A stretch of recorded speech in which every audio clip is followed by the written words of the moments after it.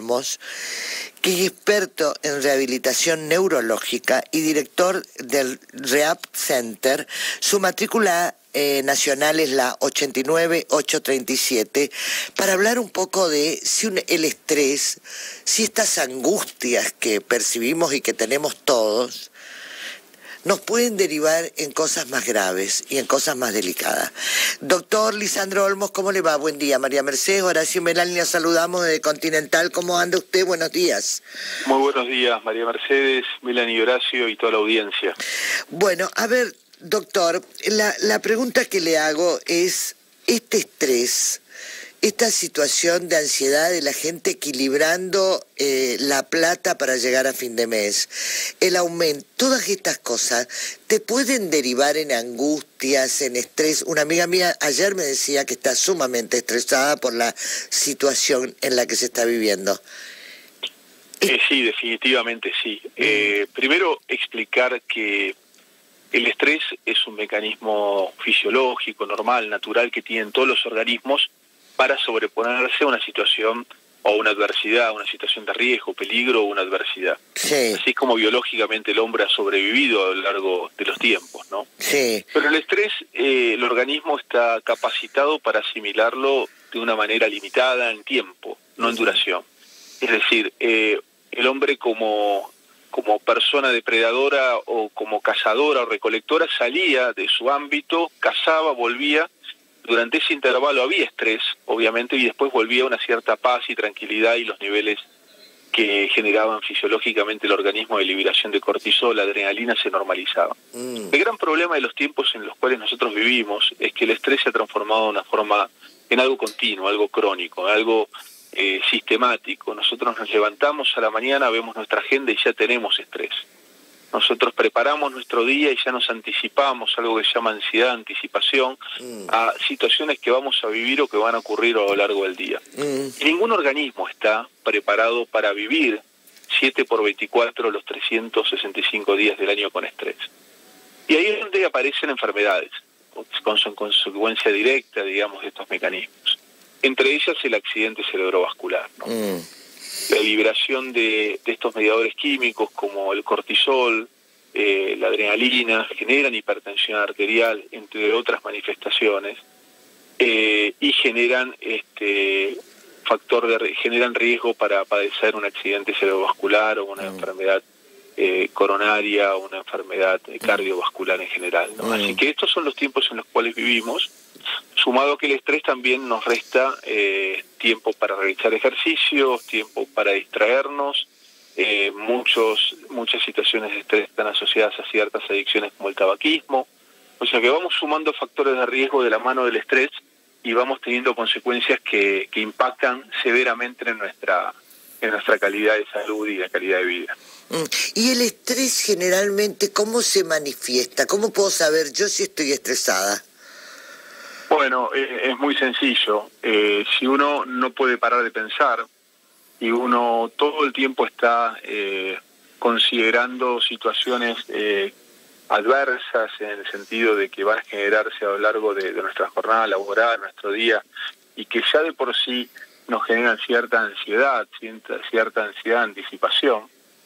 Si nosotros vivimos preocupados y no tenemos tiempo para la distracción, no tenemos tiempo para la recreación, para la práctica del deporte, el ejercicio, si estamos compartiendo una cena, un almuerzo, un desayuno con nuestra familia y ya estamos pensando en todo lo que está ocurriendo en nuestro entorno. O sea que el estrés a mí me quita la capacidad de disfrutar los momentos.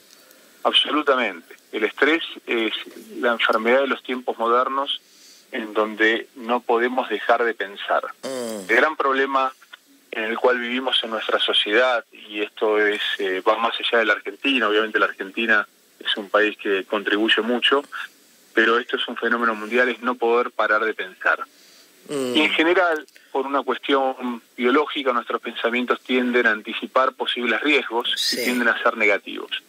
Entonces nosotros generamos cerca de 80.000 pensamientos por día, de los cuales el 90% son pensamientos negativos. Cuando nosotros no podemos parar nuestra mente, no podemos parar de pensar, estamos definitivamente entrando en una zona de estrés la mayoría de la gente convive casi sin darse cuenta, ¿no? A diario, y cree que esa es la situación normal, esa es la situación habitual para vivir. Y algunos toman distancia de esto e incluso pueden reflexionar respecto al manejo del estrés, donde empiezan a hacer algunas prácticas de meditación, prácticas de deporte, logran hacer alguna actividad que los distrae, y ahí recién empiezan a tomar perspectiva de que de la manera en la cual están viviendo no se puede seguir. Ajá. Es una enfermedad verdaderamente que no puede ser medida como uno mide la presión arterial o la glucemia, claro, pero que definitivamente está presente en todos nosotros. Claro. Ahora, la pandemia, doctor, dejó primero muchos hipertensos, porque no hay quien te dice tengo problema de presión. Dejó angustias, dejó, bueno, la parte familias donde se han muerto los padres, donde se ha muerto algún hijo y todas estas cosas ha sido devastadora después de la pandemia. Sin lugar a dudas, la pandemia, como usted bien dijo, ha sido devastadora, porque ha traído una secuencia de primero, la imposibilidad de poder salir, de hacer actividades sociales, actividades deportivas. Eso nos lleva, por supuesto, a quedarnos en casa, nos lleva a no movernos, a no practicar ejercicio, a cambiar nuestros hábitos alimentarios, a cambiar nuestra actividad social, nuestra interacción, al sedentarismo, en muchos casos a fumar o consumir alcohol. Nosotros hemos visto muchísimos casos de accidentes cerebrovasculares en la etapa durante la pandemia y post-pandemia, sí, en nuestro centro de rehabilitación en Luján, donde empezamos a visualizar que el impacto que había tenido este cambio en los hábitos de vida iba mucho más allá de lo que es el aislamiento social. Por supuesto hay consecuencias también en ese sentido, y consecuencias psicológicas que hasta el día de hoy mucha gente todavía tiene presente, ¿no? Pero también consecuencias físicas, ¿no? Mucha gente que cambió su hábito, cambió su rutina, y que como consecuencia de eso desarrolló factores de riesgo que terminaron impactando en la generación de un accidente cerebrovascular, en hipertensión, sedentarismo, obesidad, tabaquismo y hasta incluso en algunos casos abuso de sustancias y alcohol, ¿no? Claro.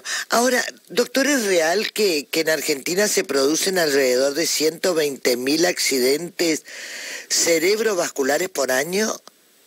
Sí, es real, es una cifra muy alta. Muy alta, ¿no? Sí, es una cifra muy alta. Por eso creo que el estrés en el cual vivimos en nuestra sociedad, en lo cotidiano, nosotros en la Argentina estamos no solamente preocupados por nuestra economía, sino por muchos otros aspectos. Yo los escuchaba hablar del tema de la seguridad, sí, entre otros, aspectos sociales, aspectos económicos, aspectos educativos, de seguridad, etcétera, que llevan a generar justamente esto, ¿no? Factores de riesgo, enfermedad cerebrovascular, y a partir de ahí, bueno, ya viene otra etapa, otra instancia, que es en la que nosotros trabajamos intensamente, que es en la rehabilitación y en la prevención. En nuestro centro, en Rehab Center en Luján, justamente hemos armado un equipo interdisciplinario que tiene, entre otros componentes, no solamente kinesiólogos, terapistas ocupacionales que participan en la rehabilitación motora, sino también psicólogos, sí, que participan a la par, tan o más importante, en la corrección y modificación de factores de riesgo y factores psicosociales, emocionales, que han llevado a la persona a veces a tener depresión, que está presente en 30-40% de los accidentes cerebrovasculares. A ver, sáqueme, desázneme en este aspecto. Acá dice que cada 4 minutos un argentino sufre un ACV. Pero hay diferentes tipos de ACV, ¿no? Hay uno que se llama isquémico, otro que es hemorrágico. ¿Cuál es la diferencia, doctor? Bueno, es muy sencillo en cuanto a entenderlo, ¿no? El accidente cerebrovascular isquémico es cuando se ocluye, ¿no?, una arteria del cerebro, sí, y genera el déficit en el aporte de oxígeno y glucosa a un área, y esa área sufre un infarto, sí, una lesión, que a veces puede ser de mayor o menor extensión, de acuerdo al calibre de la arteria, Y el accidente cerebrovascular hemorrágico es cuando hay una ruptura. Ese es más grave, ¿no? Tiene mayor mortalidad en la fase inicial, ¿no? También. O sea, en la fase aguda tiene mayor mortalidad. Ahí en general está asociado más a gente joven que puede tener un aneurisma o una malformación vascular en el cerebro, es decir, un debilitamiento de la pared de alguno de los vasos arteriales cerebrales y se produce un sangrado. Muchas veces esto es congénito, ¿no? Ajá. Pero en ambos casos se producen déficits motores, déficits sensitivos, del lenguaje, de nuestras capacidades cognitivas. Ajá. Por eso es muy importante trabajar en la detección precoz de estos síntomas. Ah, ¿no? sí. Porque, ¿Cómo se hace eso? ¿Cómo yo sé que puedo evitar tener una ACV? bueno, si bien el ACV ha aumentado muchísimo en la Argentina y en algunas partes del mundo, se ha reducido muchísimo la mortalidad. ¿Por qué? Porque la gente Pero te podés quedar discapacitado, doctor. Sí, por supuesto que sí. Por supuesto que sí. Ha aumentado la causa como causa de discapacidad, pero ahora se ha reducido la mortalidad porque la gente está más atenta a los síntomas. ¿Cuáles son estos síntomas? A ver. Si uno tiene pérdida de fuerza, ¿no? Se levanta una mañana con pérdida de fuerza en un brazo, una pierna, y dice, no, dormí mal, estuve apoyado sobre el brazo y lo tengo adormecido, entonces también tengo pérdida de sensibilidad. O por ahí tengo alguna dificultad en articular las palabras y las palabras no me salen, o quiero decir una palabra y no la puedo decir de manera fluida, o tengo alteraciones en la visión, en el campo visual, y tengo una parte de la visión que está como oscurecida o como ausente. Bueno, todas esas son causas de accidentes cerebrovasculares, son síntomas, mejor dicho, que deben hacer que la persona consulte de manera precoz, porque hay una oportunidad de tratamiento dentro de las primeras 4 a 6 horas como máximo, que es destapar el vaso que se ocluyó. Bien, ahora, entonces, si yo no me puedo parar bien, si no me sale la frase que quiero decir, si se me duerme un brazo, se me duerme una pierna, ¿estoy empezando a vivir una ACV o una alerta? No, está empezando a tener síntomas de una ACV. El ACV no da alertas. Ah, bien. Da síntomas, ¿no? Da síntomas. Bien. Sí. Sí hay que decir que en algunos casos esa oclusión de ese vaso cerebral que ocasionó esos síntomas se destapa solo. Y ahí uno puede recuperar esas funciones. Ese es el isquémico, ¿verdad? Ese es el isquémico y a ese se le llama accidente cerebrovascular transitorio o ACV transitorio. Bien, ¿no? bien. Eso no significa que yo me curé, me recuperé. Sigue habiendo, obviamente, un riesgo muy alto, sigue habiendo una enfermedad vascular en ese vaso cerebral. Debo concurrir, debo consultar, porque evidentemente estoy al borde de poder tener seguramente otro ACV. Entonces, es una llamada de alerta, pero no significa que se haya resuelto mi problema. Entonces, lo importante es consultar entre las primeras 4 horas y media, 6 horas, porque ahí hay una oportunidad de destapar en centros especializados la arteria responsable de la ACV. Y si ya lo padecí, lo importante es iniciar una rehabilitación lo más pronto posible. No quedarse en el tiempo y decir, bueno, voy a ver si me recupero en casa y dentro de 5 meses consulto. No. Porque el cerebro tiene una capacidad de reparación, de reorganización de circuitos cerebrales cuando han sido interrumpidos, que es máxima durante los primeros, idealmente 3 meses.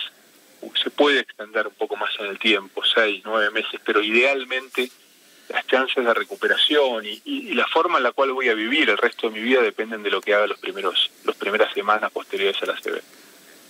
Bien. Doctor, ¿tengo que estar atento si alguien en la familia sufrió una ACV?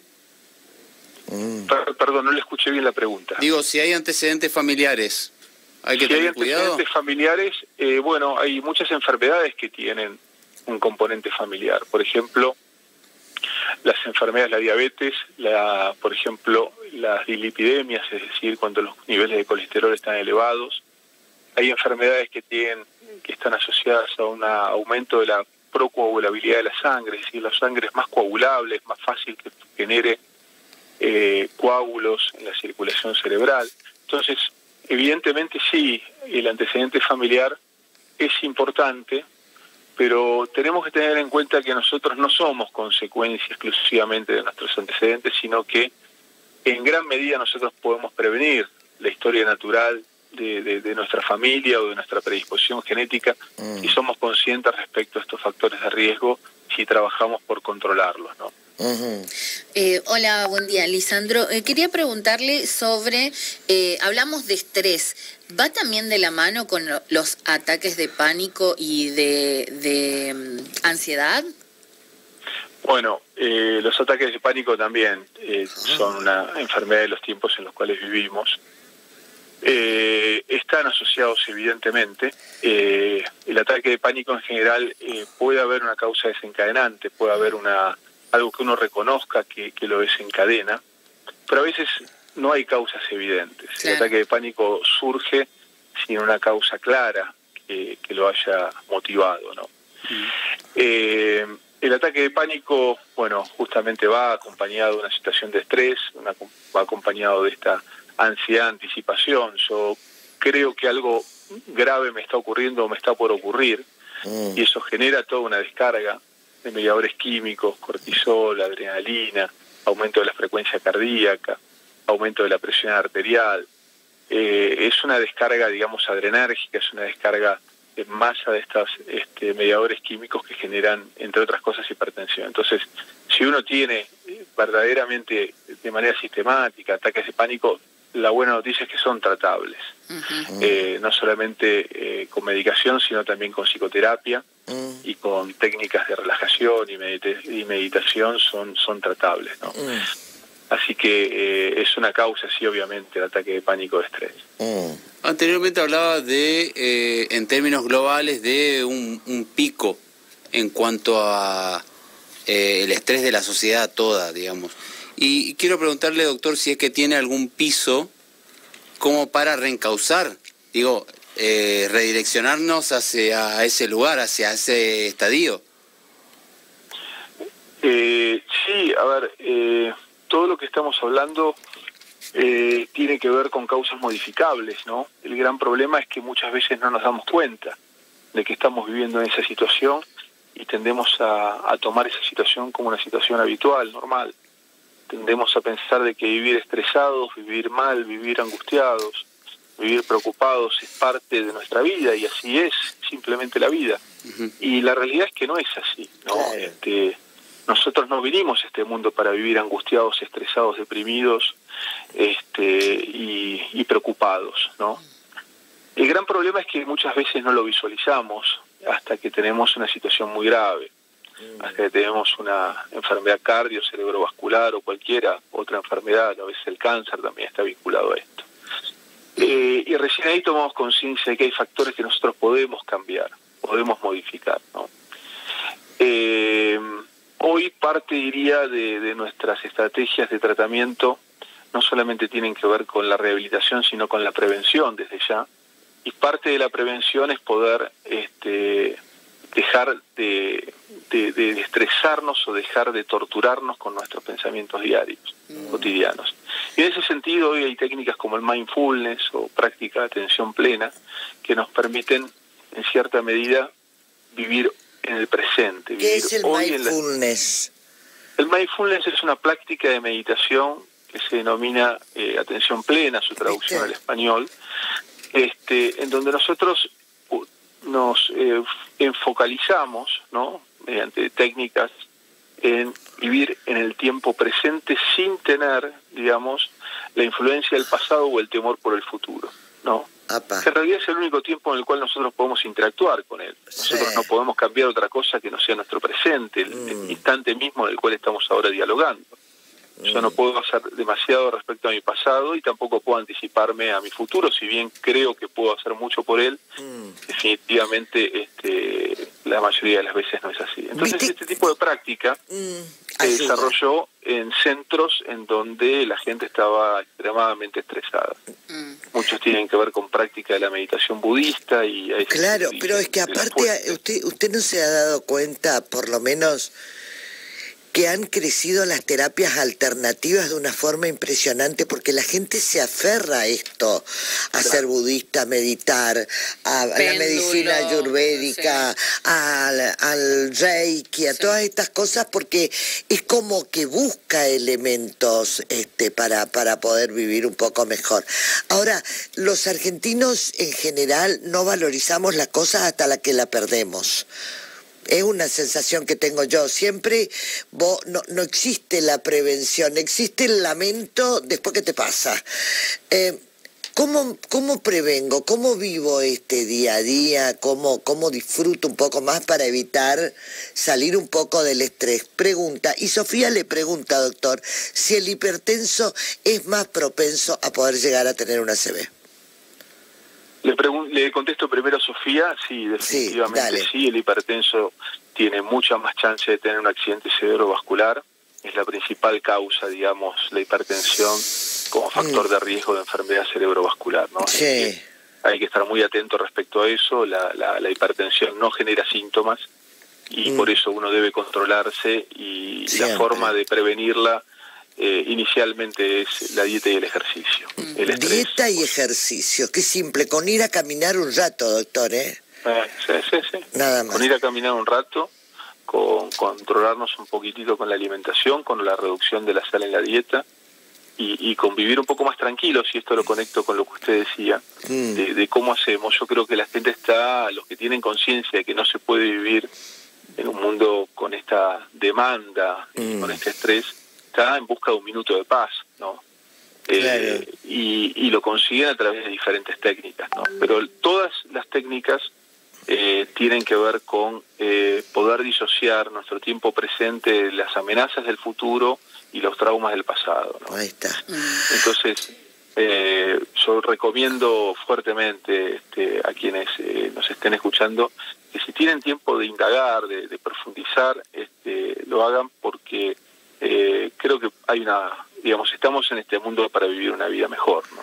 Bien, indago, profundizo, averiguo y trato de encontrar algunos tips, como le llaman ahora, de tener un poco de mejor calidad de vida. Doctor, lo vamos a volver a llamar, y miles de preguntas con respecto al tema de la ACV y de la rehabilitación, pero ¿a dónde lo podemos, la gente dónde tiene alguna página, tiene Instagram, tiene algo, doctor? Sí, nuestra página es www.rehabcenter. Rehab, es R-E-H-A-B larga. Center.com. Ahí está nuestra Instagram, también está nuestra página web, ahí pueden consultar. Pueden conocer más sobre nuestro centro y podemos estar en contacto para lo que necesiten. Para esto, ya repetime esto y pongamos ya esto, también viralicemos esto, porque hay gente que está preguntando, es www.rehab, que es REHAB Center.com. Ahí está todo, está la página, está Instagram, está todo para que usted pueda averiguar y tener un poco más de perspectiva con respecto a esto. Doctora, ha sido usted muy amable en darnos un poco de su tiempo. Muchas gracias. Muchas gracias, que tengan muy buen día. Ahí está, el doctor Lisandro Olmo es experto en rehabilitación neurológica y director de Rehab Center, y su matrícula es la 89837. Vuelvo a decir, www.rehabcenter.com, y en Instagram también de la misma forma usted puede averiguar. Sí, me ponía a pensar y me quedó como ahí patente el tema de vivir el presente, ¿no? Porque hay gente que vive preocupada del mañana, que será que tengo para comprar, para comer mañana, para pagar las cuentas, que se viene la fecha de cobro, tengo que pagar esto, y como que no vive el presente, sí, ¿no? Las angustias son los que, también encontrarnos un tiempito para disfrutar. La vida está también hecha de poder disfrutar. Te dice, te levantás, estás desayunando y ya estás armando la agenda en vez de disfrutar ese café con tu familia o con quien tengas al lado. Disfrutar de los pequeños buenos momentos. O estar pensando, bueno, no sé, viste, Mari, vos que sos familiera también. Por ejemplo, yo a veces me enojo con con mi abuela, le digo, porque está todo el tiempo pensando en todos, ¿no? Que sí. Preocupada porque cómo estará fulanito, cómo estará menganito, será que Melanie allá en Corriente tiene esto, y está todo el tiempo su cabeza trabajando. Quizás yo por ahí digo, no me pongo en el lugar de ella porque es como la que está a cargo, como que nos abraza a toda la familia, digamos. No sé qué pensás vos al respecto, digamos, de estar pensando todo el tiempo. Yo pienso que tu abuela es una pesada tipo yo. Porque yo también estoy pendiente de... una cosa es pensar y otra cosa es romper la guinda. Eso es... No. Ay. No, tío. Bueno. Sentí un punzón. Bueno. No. Vos estás diciendo que mi abuela está rompiendo la guinda. No, está diciendo que yo soy la que rompo las bolas. Entendieron mal. Está diciendo que entendieron mal. Sí, a ver, no sé qué puta quisiste decir, Horacio. No, y además estamos hablando de